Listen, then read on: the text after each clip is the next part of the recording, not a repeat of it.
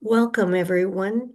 I'm starting in this place because with my technical skills, this is the only way I know how to share my screen after I start the recording. So I will.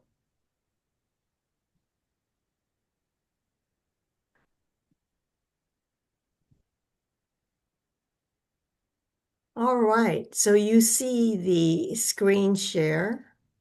Yes? Yes. Everyone, welcome to my presentation, The Gift of Anger. How to transform anger so you have clarity, confidence, and soul purpose. And while we wait for others to show up, here are some reminders for this time together. Mute your microphone unless you're asked a question. And please turn on your cameras if you don't mind being recorded when I move to um, that part, showing everyone. And of course, courtesy and respect at all times. And if you are moving about, especially when I turn back to the whole screen, um, please turn off your video so you won't distract us. Most important, questions are welcome anytime and send them through the chat room. My co-host, Doug, will tell me the questions. And especially after every workshop's segments, we'll check to see before proceeding to next um, what questions there remain. All right, we begin. First, I want to create a safe, sacred space for all of us. So I hope you all participate. And if you feel inclined to join us at this process, I would appreciate it. The first is let's turn to the breath and watch the air that's in your breath. Because when you focus on the air, there's nothing else but your focus on the air, watching your breath. This allows you to be in the present moment, the only place that life really is, because otherwise you're in the thought, in your thoughts. Your thoughts is not about life. It's about the past or it's about the future, not about the present. So return to your breath, watch your breath, and with your breath, feel a movement to the sacred place in your heart. Just intuitively find yourself there. Imagine there's a light there and grow that light up through the crown above your head and then down through your feet to connect to the center of the earth. So you are as connected as you can presently be. Thank you. The second is to turn to gratitude. I am most grateful for all of you who are here. I'm grateful for the opportunity to share with you my story and what I've learned, especially the last 10 years of my life, and to share what I've learned um, so that you may not take 10 years to get to where I am right now. And I'll tell you more about that. But Rumi says, if you cover yourself with a cloak of gratitude, it will fill every corner of your heart. I like that. Finally, please show up here with your curiosity, an open heart, and your intuition. And if your thinking mind in its critical attitude should show up, please notice that and say, no, I'm going to listen with an openness and a curiosity. The awareness that you have to see what's taking your attention is very important. It's something that I teach a lot. Awareness is the most important guide that we can have. Okay, now about me. Briefly, I've had more than 44 years of experience in therapy, coaching, healing.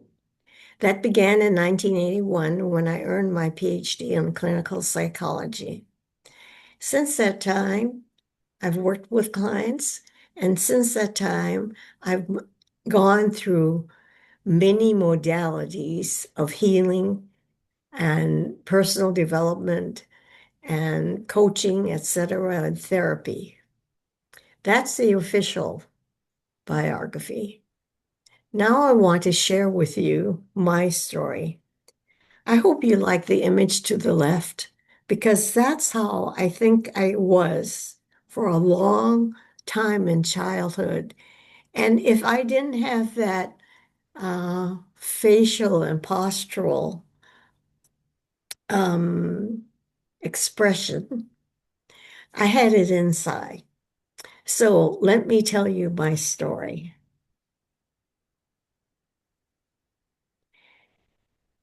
I want to tell you my personal journey because it holds my hidden struggle with anger. A silent companion that is anger that shaped much of my life. As a Japanese American, I was groomed by Stoicism. I don't know whether you know this about Japanese, but we know how to look fine on the outside and pushing down, um, burying any kind of disturbance of emotion. And how this was emphasized in my life is watching my very normally quiet father pick up something and throw it outside across the room. For with me in particular, I was working with India indelible ink in the living room on a coffee table on a new wool rug. He had just warned me, please keep watch that you don't spill this ink. And it was almost like a prophecy because within a short period of time, I did spill the bottle and it dripped onto the floor. My father picked that bottle up and threw it across the room. Now, I didn't realize the effect. Two more times I saw my father explode, always with objects, never at people. But the shock of the anger said something to my inside about how powerful it is and possibly dangerous. So I lived for the longest time with that stoicism. And I also absorbed I don't know whether I validated it I don't think I've ever validated it with anyone, but I grew up with this notion that you should deal with the hardships of your life because it builds your character, and your character was most important. Then I relied on my intellect, my intelligence, because when I was about 7 or 8, my substitute mother told me, you don't have looks, which one of her daughters had abundance of, to get through in a winning way in the world, but you have your intelligence. So I took that advice and paid attention to my intelligence. And when you pay attention to your thinking mind, what does that do? You don't pay attention to your heart. So already I had two strikes against my emotions, my stoicism, and this message that my intelligence was the most important. And the third, the experience of my father with anger. Now, although I was operating fine on the outside, the cracks of this veneer shows in the relationship history that I have. The most important one is in my first marriage.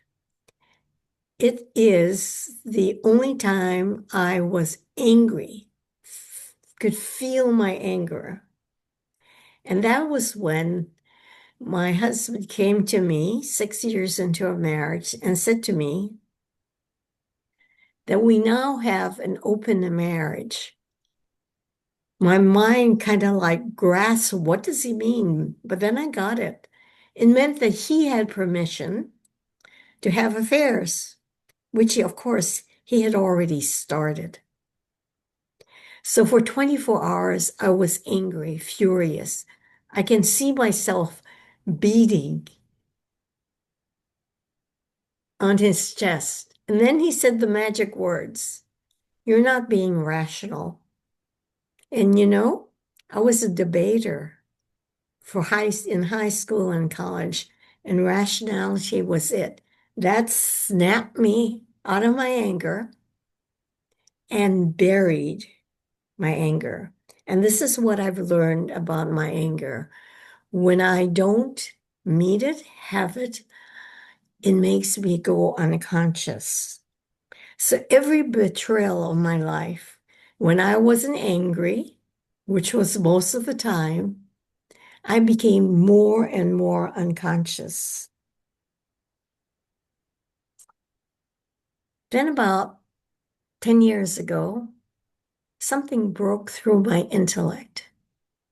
I was writing a chapter in a book, and the phrase came to me, "Listen to the cries of your heart." I was spellbound. I never heard voices like this before. I never was connected to my intuition this way before. So I just wrote, pen in hand with my pad of paper, and wrote, "Listen to the cries of your heart," and followed that to write the chapter, which then became a book.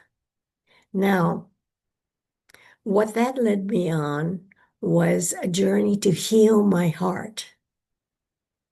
And in order to heal my heart, I had to listen to whatever emotions that arose.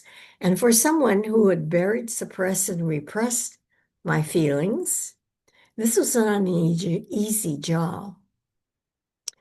And then 5 years later, intuition again told me, take this course. I was in the middle of a 5-day challenge, and it was on MAP, Make Anything Possible.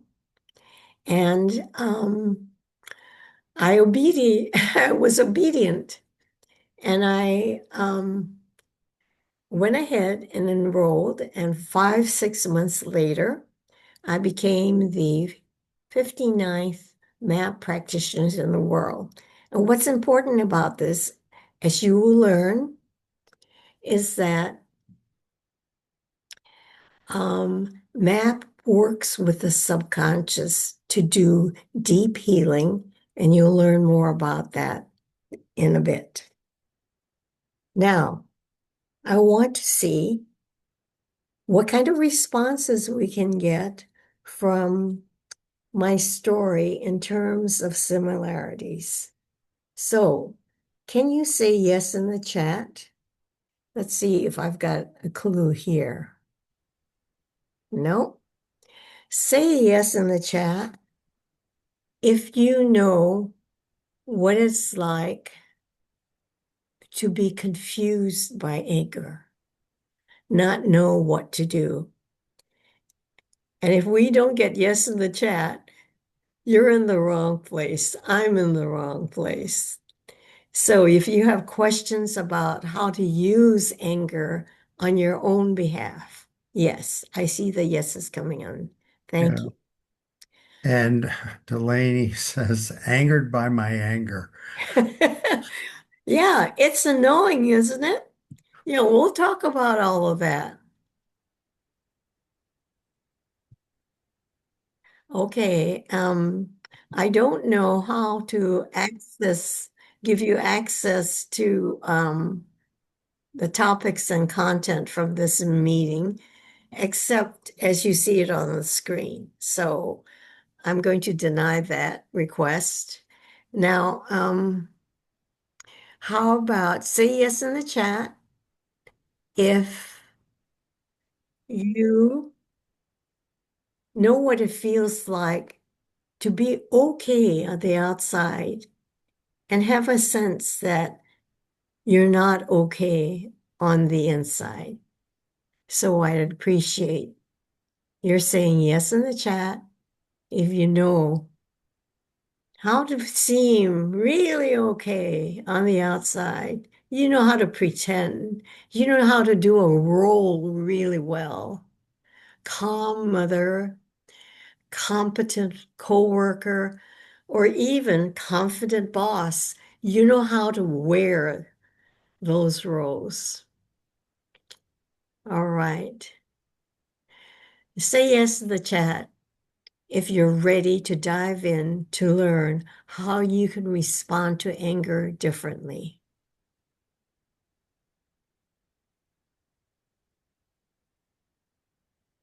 Yes, yes, yes. Good. We're good. We begin. Now, I'm one of these unfortunate teachers who believe that I can say something and that's all I need to say because I can say it so concisely, everyone will get it. But I realize that that's unrealistic. But I'm going to articulate the three main points right now. So if you get it, that's all you need. The pain of anger. What is the pain of anger? Anger arises because you're hurt. Anger arises because you didn't get what you wanted. So you can imagine yourself as a little child. I don't even have to imagine. I saw this weekend. A 4-year-old who didn't get what she wanted. She wanted one of those stuffed animals that, you put some tickets in and you lower the claw and you can grab something and you know how difficult it is. She tried, she didn't get it. And she wanted to do it again and again and again and again. She wanted it and she was inconsolable. This was a clear example of how young children, throw tantrums because they wanted something and they didn't get it. The pain of not having. That's an illustration of, or a metaphor you can use to put on needs on a bigger scale, emotional needs.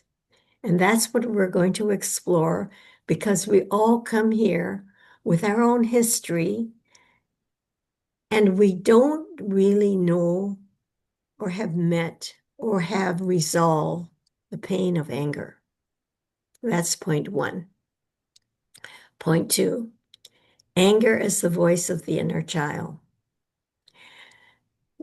The inner child has triggers. They are anger, fear, and sadness. We're focusing on anger today because I think it's, well, fear is very difficult as well. But because anger has such energy, um, anger is the voice of the inner child. Um, it's saying, whenever you're angry today, it's an inner child saying, this hurts.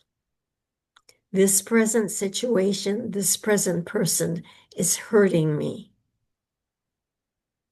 And the hurt is like pulling off a band-aid off of a wound created a long time ago. And as long as it's a bandage and you haven't truly healed that wound from long ago, the anger will be there to remind you. It is the voice of the inner child. So obviously, we need to find a way of answering the call of the inner child and to heal what was hurt so long ago. That's the second point. In the third section, I'm going to cover what I believe is the only way that you can heal the wounds of the inner child, how you can resolve the persistent beliefs and patterns that the inner child runs that creates the script of the adult. We need the subconscious because everything that is relevant to what we're talking about here is in the subconscious. And unless we have access to the subconscious, which we do, which I'll explain through the superconscious, we don't have all that we need to get to clarity, to get to a sense of soul purpose, to get to a sense of being free. All right, that's it. Now, the spirit of this masterclass is to use your awareness. I want to make you aware so you can see where you are and how you are and where you could be. That's my part, to bring up these keys, these lessons. Another important point is that I want you to notice if you have any resistance to any of the material I'm sharing. You see, the inner child in you wants to survive. That's why they're there, to make sure you survive. And change is scary. It brings up fear. And fear can do all kinds of things, right? Fear can stop you from trying something new. Have you ever noticed how you are when you're trying to do something new? Like if you ever wanted to jump out of an airplane, or to jump off a bridge attached to a bungee cord, or take on a new personal development journey that goes deep. Do you notice any fear arising? Well, what I'm sharing with you may bring up resistance. So just notice it. You use your awareness to see, oh, I have resistance, or my critic is showing all the things that Anne is saying wrong, or everything that's wrong about this point. The critic. Watch the critic. Notice it. You can't help if it's there. Just notice. And finally, possibly the most important thing is the self-reflective pieces. I have at least one in each section. Self-reflective means this is time with you that you spend. I don't give you much time, maybe a minute or two, to answer a question, but this is your opportunity to involve yourself with the material. Otherwise, you're just listening with your mind, taking in all the information, see how you can use it. But when you engage in the self-reflective pieces, you're having an experience. So please involve yourself in the material so that something different can be experienced. The first self-reflective piece. So I want you to review your history, your time as a child. What did you learn about anger? Was it scary, hurtful? Were you taught to hold it in and explode with it? Or did you get the subtle message that you need to bury it, as I did? So I'm going to give you about a minute and a half or two to explore. So right now, I'll have this up for reference. Right. Focus on your history with anger.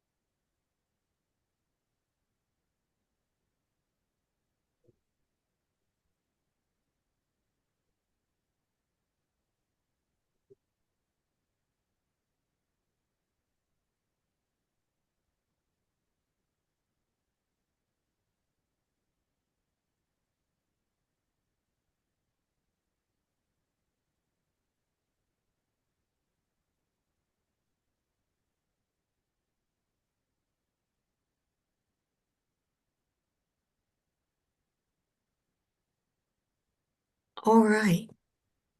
Now, as you see at the bottom of the screen, it's time to share. So write in the chat one main point that you've discovered in focusing on how anger appeared in your childhood. What were you taught? Uh, Delaney said, it's bad and punishable, naughty behavior. Anger should not be seen, heard, or experienced, was the message I received. Anger was shunned and shamed as misbehavior. Muntaha said, I learned that we can only endure the anger of a powerful person, and yet, and yeah, anger is scary and hurtful also for ourselves, and our elders taught us to bury our anger. Flora said, anger is subjective feeling, often is a complex expression. Sarah said, whoever is angrier wins. Ah, Anger is for men, Delaney said. In my childhood, anger was explosive sometimes. It was scary. Only one person in my house was allowed to have all of the emotions. wow. Thank you. Jamarla said, I learned that I shouldn't be angry because it was considered as disrespect. So you One, got a lot of responses. okay. I noticed the time and I thought, I think I need to move on if I'm going to get through this presentation. I appreciate all that you've written. I will, your chat responses are saved so that I'll get to see them all. Okay, hopefully what hasn't been articulated in the chat is expressed here. Anger feels destructive, frightening, shameful. We're taught to not express it, and we certainly were never taught to listen to anger. Okay,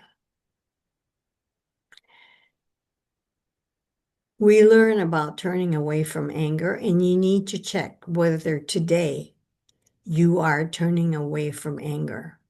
Somebody said, was it Delaney, about how she's angry with her anger? So, without focus on this topic, as you're being asked today, without awareness, we keep repeating the cycle. Today is all about breaking out of how we deal with anger today. So, you know your old way. I'm going to suggest a new way. I love Thich Nhat Hanh. He wrote many books. One is called Reconciliation. The only wisdom teacher I know who has written on the inner child. He says, anger is a sign that something deep within you needs your attention. Isn't that beautiful? Because that is the point of what I am articulating in this section. So, what if each negative emotion was a message from your heart? Anger was your no from your heart. I put this as a negative emotion because fear is also a message from your heart, as is sadness. In particular, today, anger, I am suggesting, is a no from your heart. So, what I'm suggesting is to respond to any anger, to notice it sooner or later, sit with what happens, and ask your heart what was needed instead of what you were experiencing. So, second, self-reflective piece. Think of a time you were recently angry. Sit with the feeling of the situation. Now, what is different is in this moment with that anger, ask your heart, what did I need instead? What was the message from your heart? It's an exercise you can repeatedly do.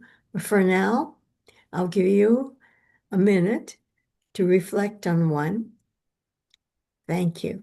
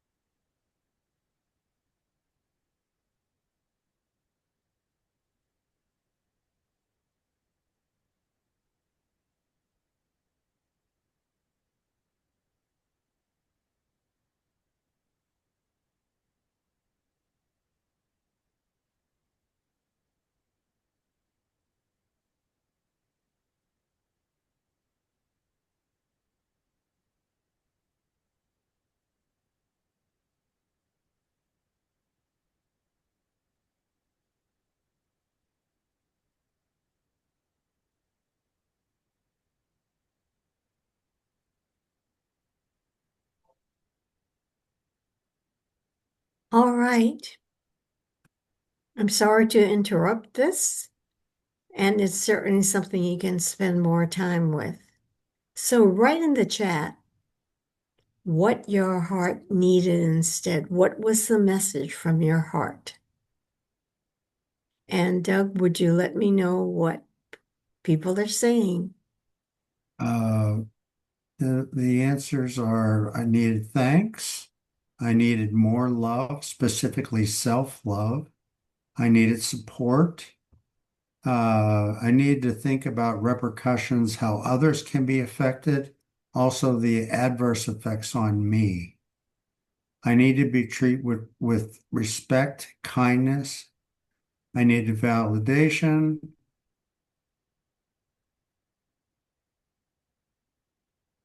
I needed to forgive.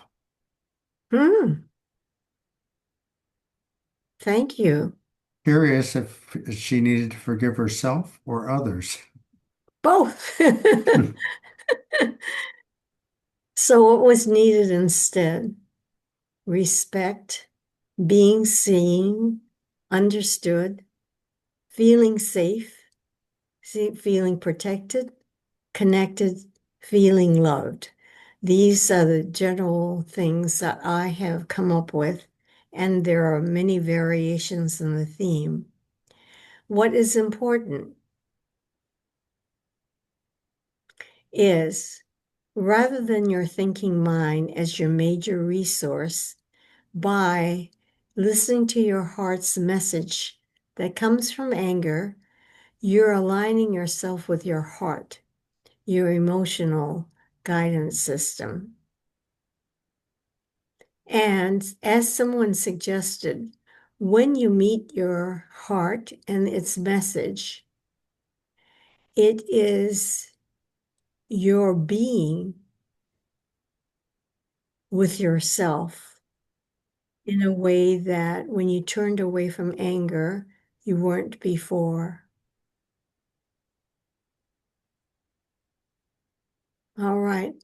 Are there any questions now on part one? Because I'm moving on to part two.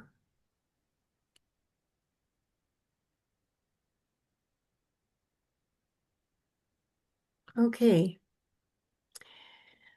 Part two, as you recall, is how anger is the voice of the inner child.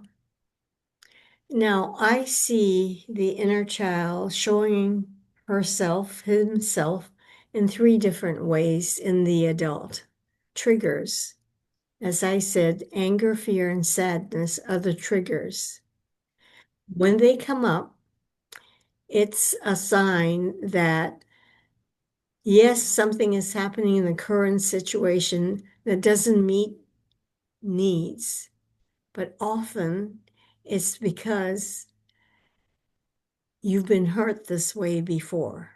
It's a call of the inner child. Beliefs. These are the impressions of the self and the world that were created when you're really young.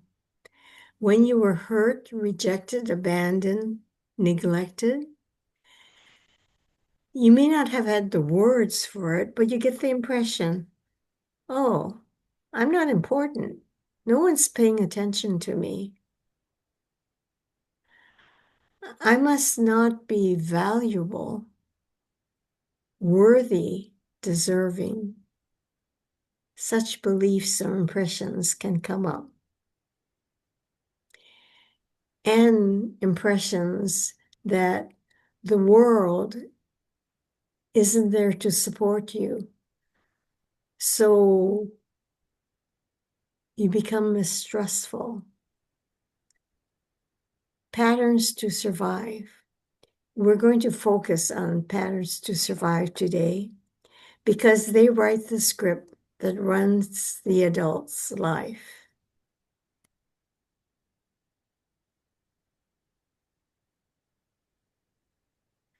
Okay.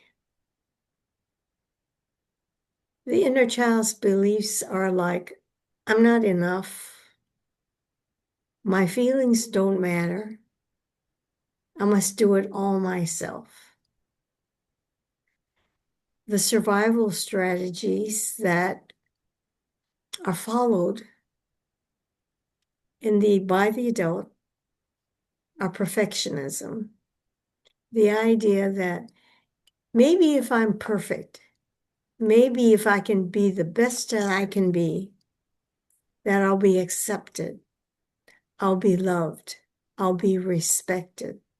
So the inner child moves on the idea that inherently, essentially, she is not good, he is not good, and something must be done to prove worth. Or another survival strategy is I have to have people accept me and respect me. So I need to please people, pay attention to their needs. And there's so much attention to people's needs that, of course, you're not paying attention to your own. People pleasing becomes a way of life that you don't even notice because it's so natural. And it drains you. It's overwhelming when you have too many people in your life to please. And there is the self-reliant piece. I'm here, no one's here. As a young, vulnerable child, I had to depend on myself to do it all. And we can get into more of these later on. So, to summarize, every time you were neglected, rejected, abused, abandoned as a child, there was first the pain. It hurts. Your heart gets broken. Very early on after that, from these experiences, the beliefs that I articulated arise. And this is what governs your view of how you see yourself and the world. And the trauma parts that were created have strategies and how you survive, as I described a few of them. John Bradshaw was one of the early teachers about the inner child. He wrote, "The child you once were is still within you, waiting for your love and understanding." So there are many ways to, quote, heal the inner child. You can do it with willpower. You can do it with affirmations, conscious affirmation, stickers all over the place saying, I'm good. I'm successful. I am productive, whatever it is. My point of view is that all the conscious efforts, willpower, will never heal the inner child, because unless the method or process accounts for the subconscious, no deep results can emerge. So I'm going to talk about using the subconscious or the superconscious to heal. But first, the power of the subconscious. Do you realize right in this minute, 95% of what you are aware of, what influences you, what you think, how you respond, your daily habits, all reside in the subconscious. It's very powerful.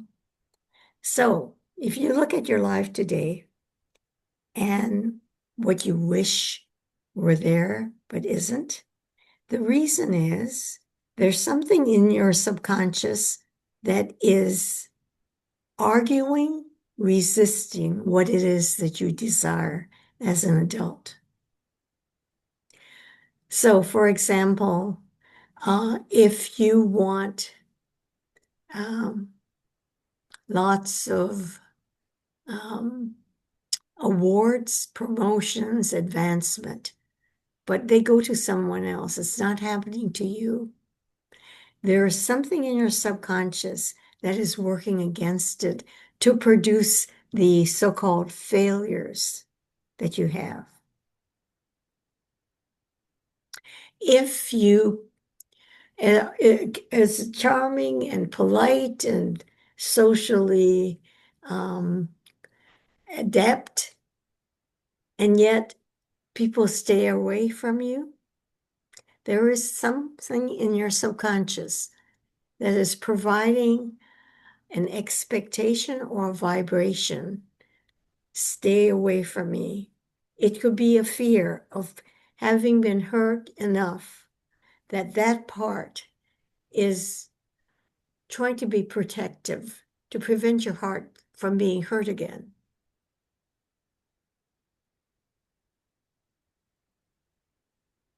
So, to summarize, this cartoon is lovely. We have met the enemy, and he is us. We have met the enemy in quotes, and it's the subconscious.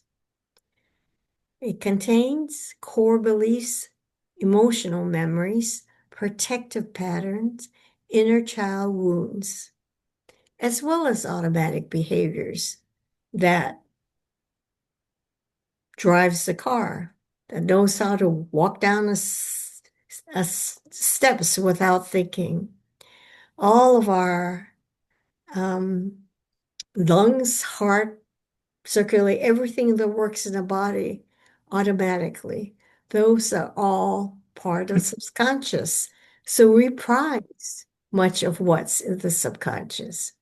And if you want to get deeper, the subconscious also contains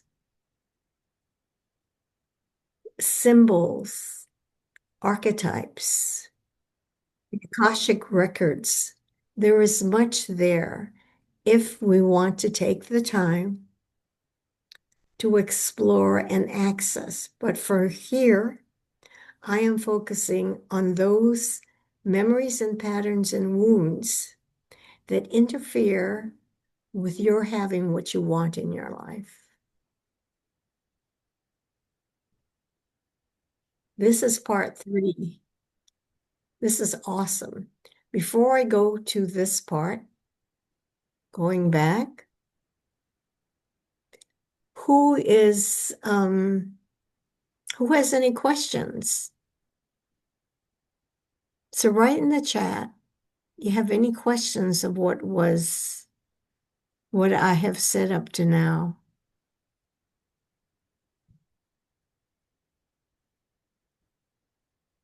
No questions?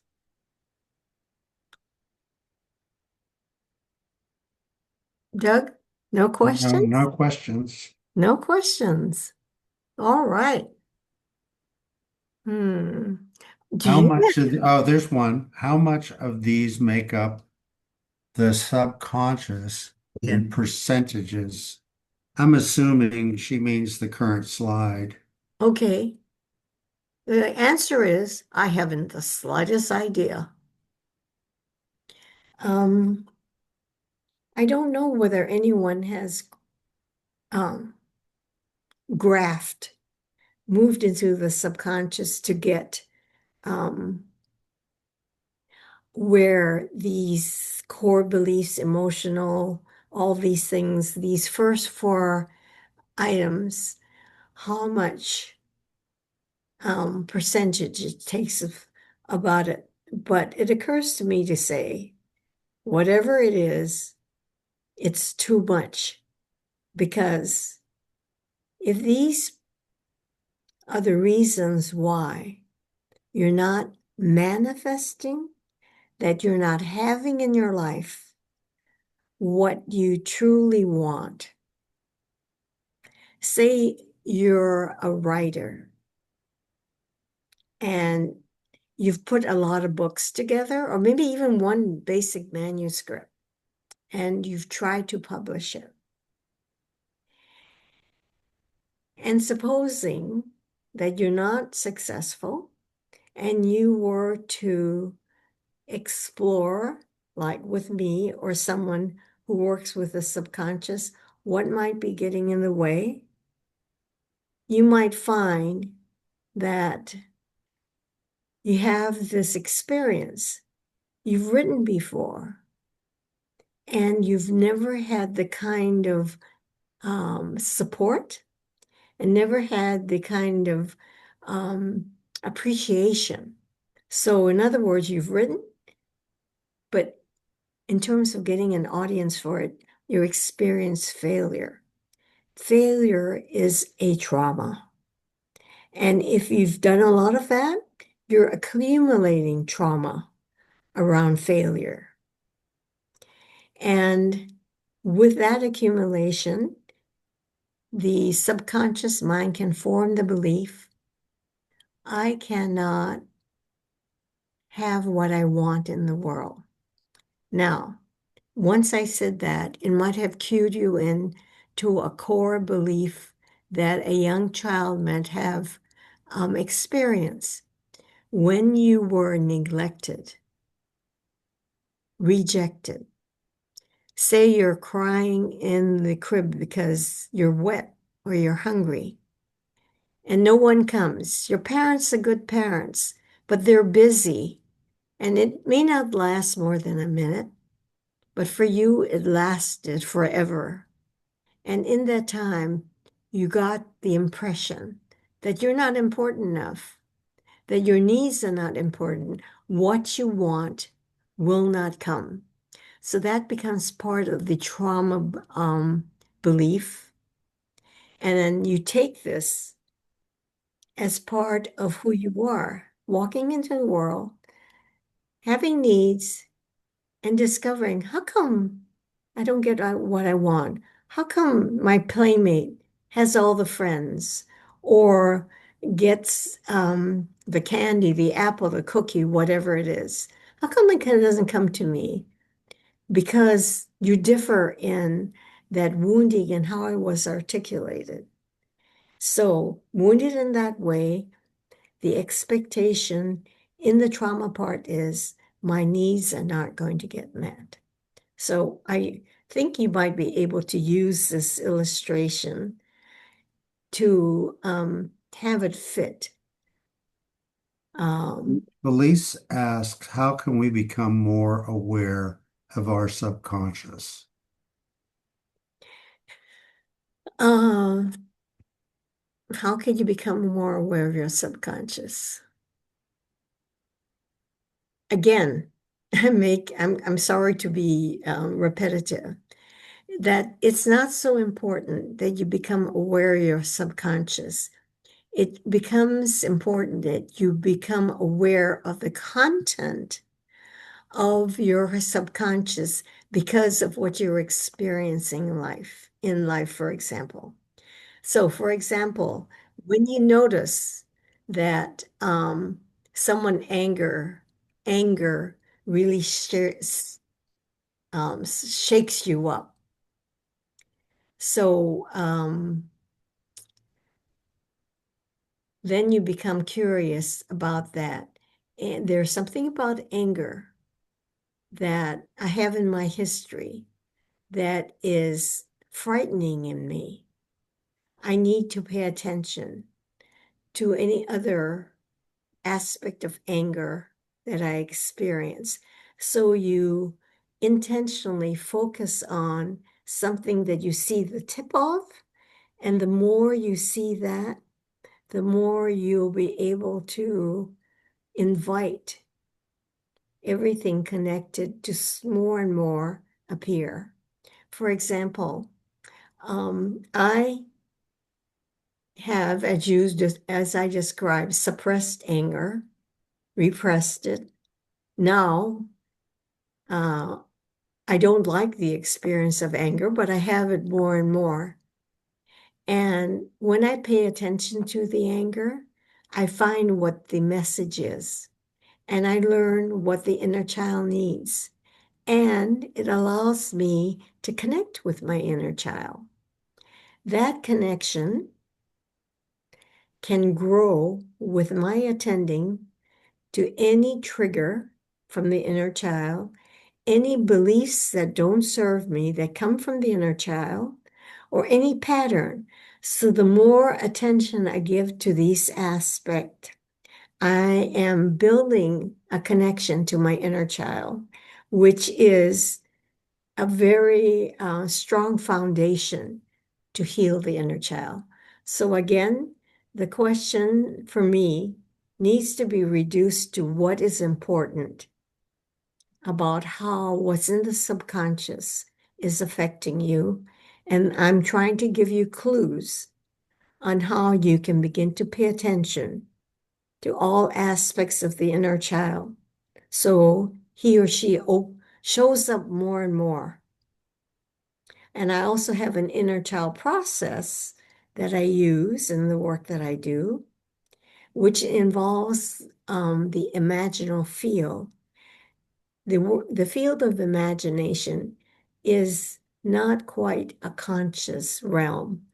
And so I use this space to work with subconscious material. So I hope I made the point, and that is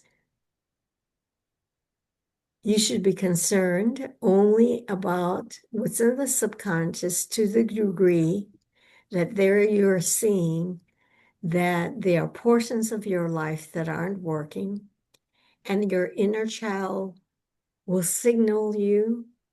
You'll see beliefs, you'll see patterns that will begin to say, oh, I've got all of this. I can pay attention to it, and I'll show you how we work with the subconscious. Anything else coming up, Doug?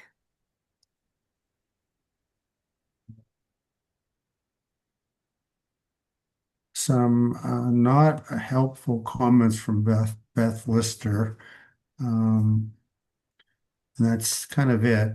Okay, I am going to move to this next part 3. Make anything possible. This is the second big nudge I got from intuition, who told me I need to study this. MAP is a system that's built on the work of Dr. Gary F. Flint, who's written 2 books, and he had the genius idea of interviewing the subconscious of the people he was working with.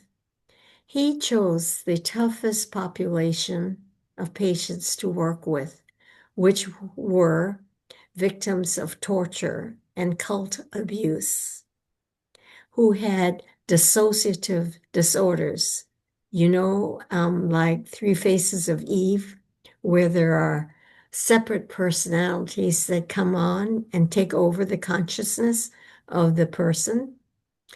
He worked with the subconscious of his patients and interviewed the subconscious who taught.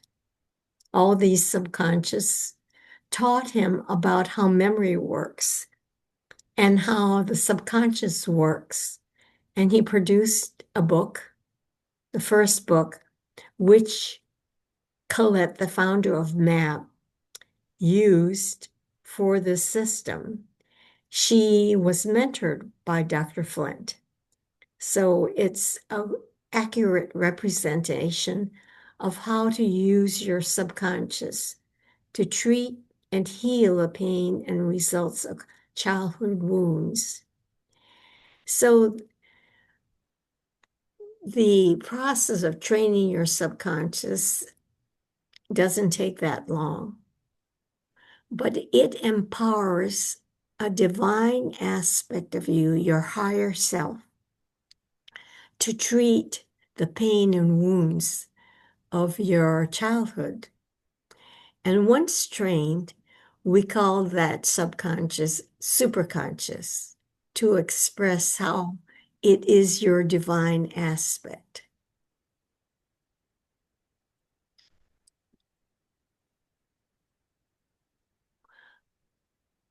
I wanted to give you a quick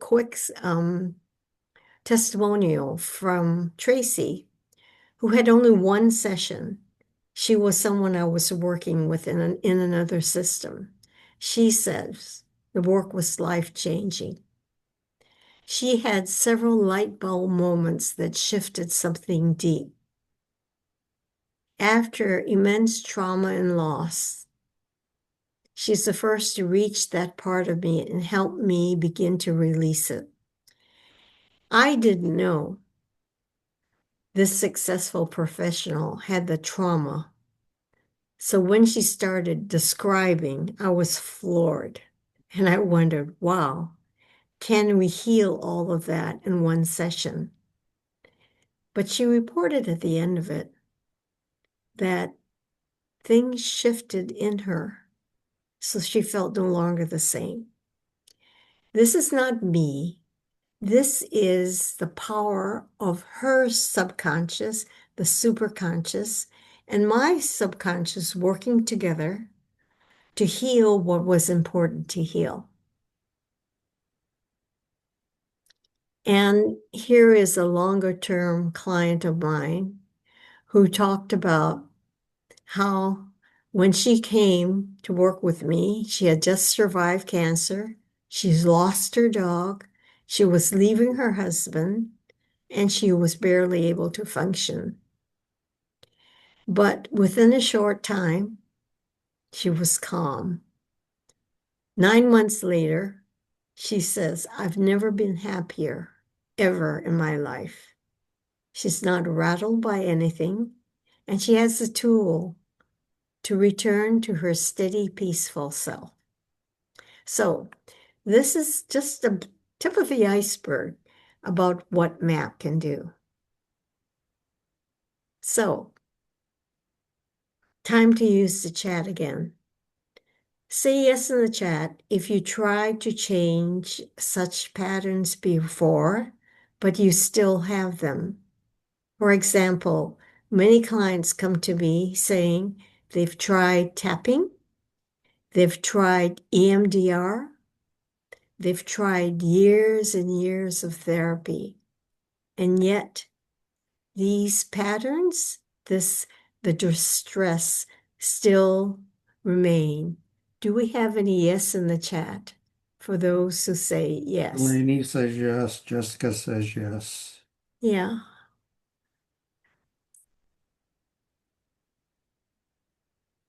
Jennifer thank you. says, Second, yeah, can't wake up early and got to sleep at a reasonable time without TV. that's an interesting pattern that has probably many sources. Delaney says talking therapies have not tapped into the part of me that needs to let go. Yes. Thank you for being here and thank you for listening and sharing.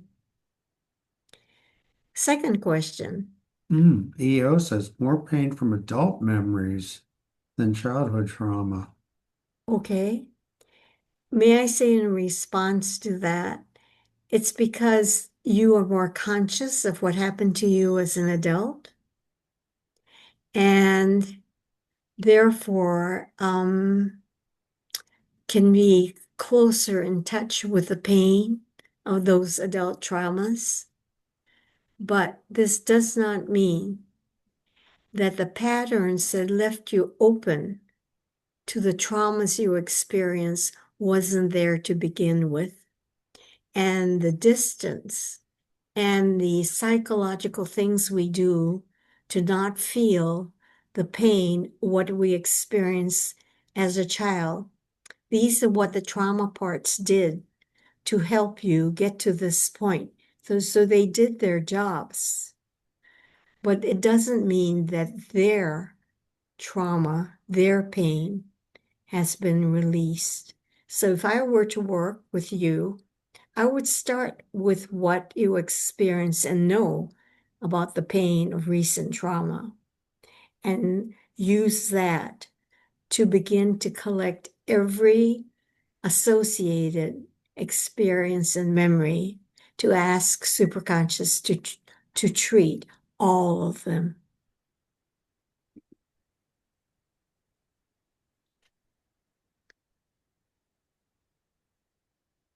Now, I don't know where I was in my process, Doug, but did I ask the second question? Would you like to release the patterns and beliefs of your inner child?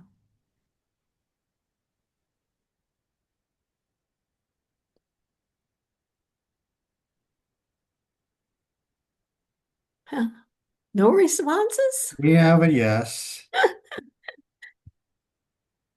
We have two yeses, three yeses. They're coming in.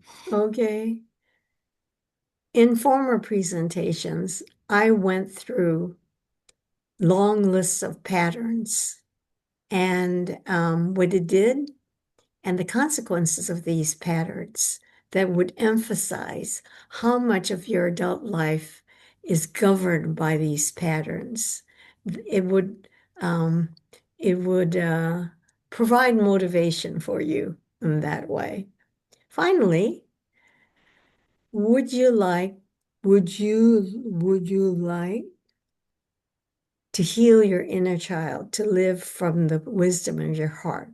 I'm hoping there are tons of There's a number of yeses. yeses very Yeah. quickly coming in. Yes, yes, yes.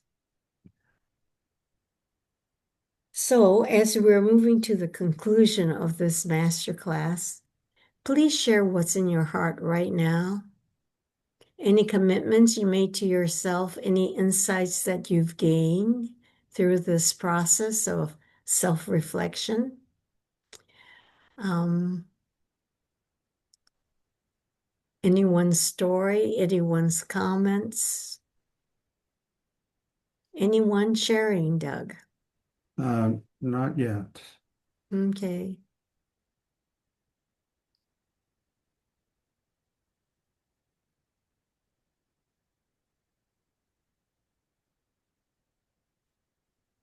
We have some responses now. A commitment to take the time to address my anger from a healthy adult part of me instead of surrendering to it. Jamaralis says it Good. all comes from the inner child wound. Yes. Thank you.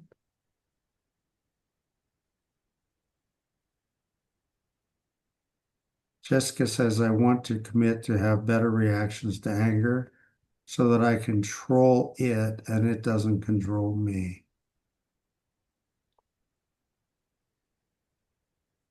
Thank you.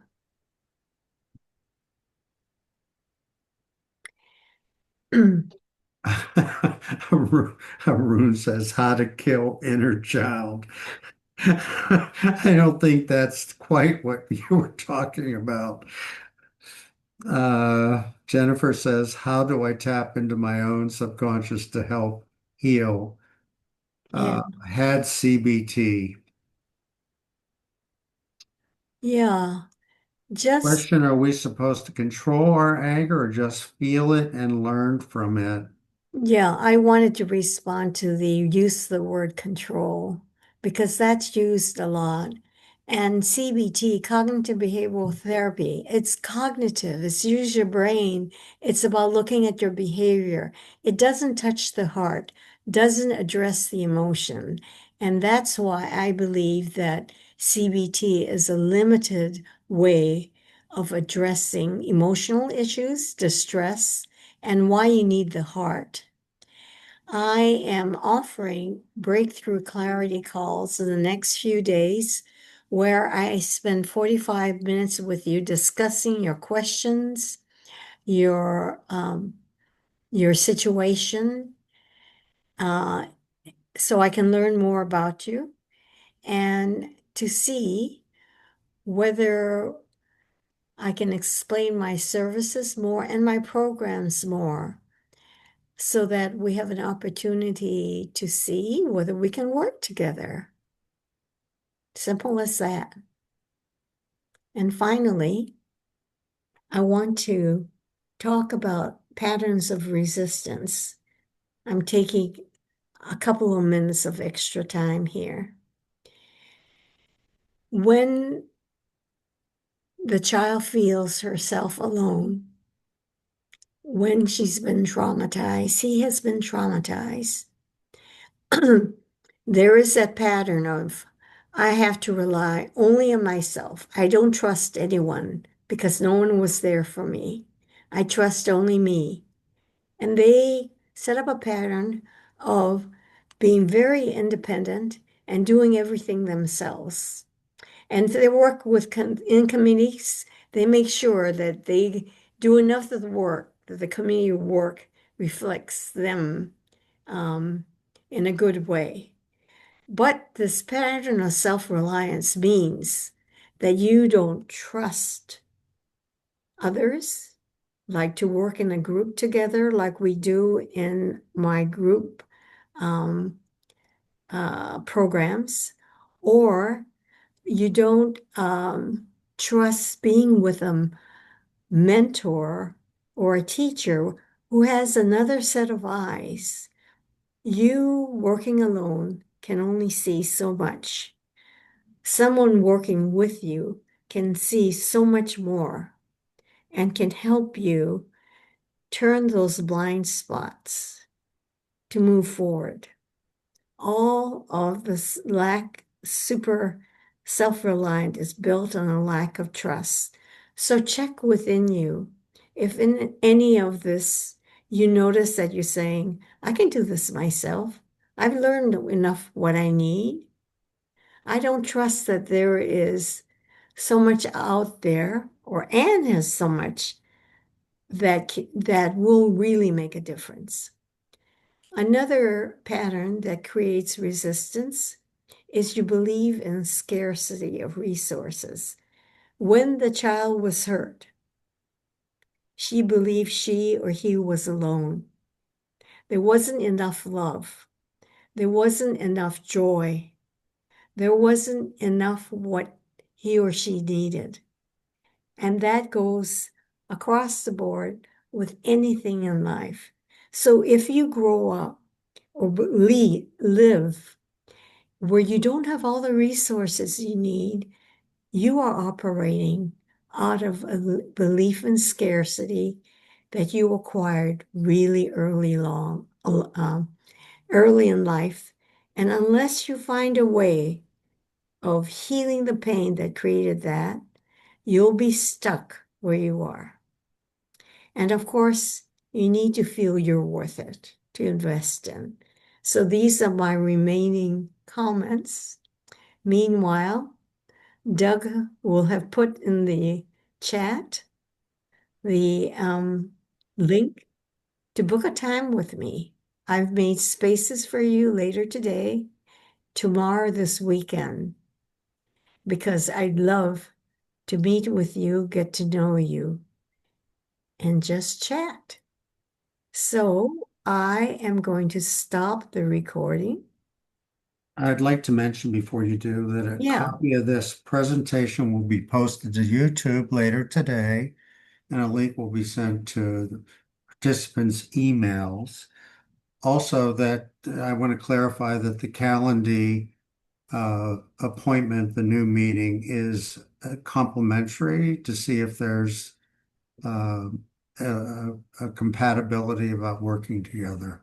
thank you, Doug. I'm so glad because someone asked me, is this free? Yes, it is free. I'm making this time, just as this master class, free. This meeting is also free. So I will stop the screen share and return to the original screen. So all of you, if you want to be seen, will be seen.